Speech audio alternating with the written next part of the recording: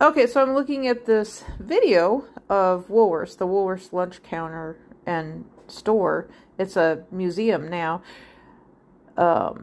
in California. Shoes used to cost $13. Did they preserve any of the lunch counter? The bathrooms look like stalls we had, and they must have used a standard bathroom. I worked at Woolworths for a few years in high school. Let's see here. This looks like the steps and colors on the walls I went up to every day going to the employees' entrance. We had to buzz the back door, and someone in the stockroom would let us in. Then we walked up the steps to the break room, locker room to lock up our personal belongings in the locker. The only place we had to change was the women's bathroom. I was a teenager and worked with this young man who was a janitor.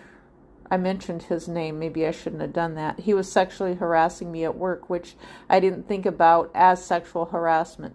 There was another guy who did similar in a way, but not as bad as Guy A. They would want to come in the women's bathroom while I was changing. Guy B wanted to get his work done, and I was in the stall, and they would just come in. Guy B never looked over the stall, but Guy A did. Guy A had a key to the stalls, well, both of them did, to open them up, and he would come in the stall while I was in there changing and going to the bathroom. He came in one time and was pressing up against me, wanting to kiss me, and he would not move out of the way so I could get out of the bathroom stall. He was putting his hands on me. I yelled very loud for him to get away from me. I was not thinking of it as sexual harassment at work, but it was. It was not long after that he was no longer working there as a janitor. I was always telling Guy A to get away from me.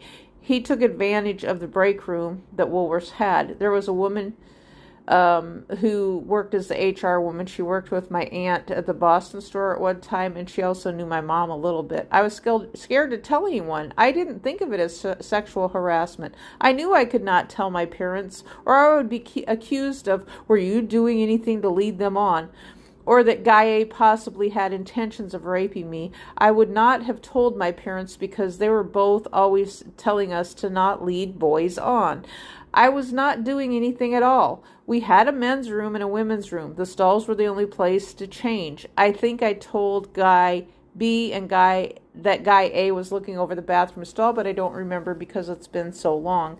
Guy B was really nice. He didn't push the limits. Both Guy A and Guy B were also hired to be busboys. Guy B also would wait on tables and do everything the rest of us did. Guy A never waited on tables.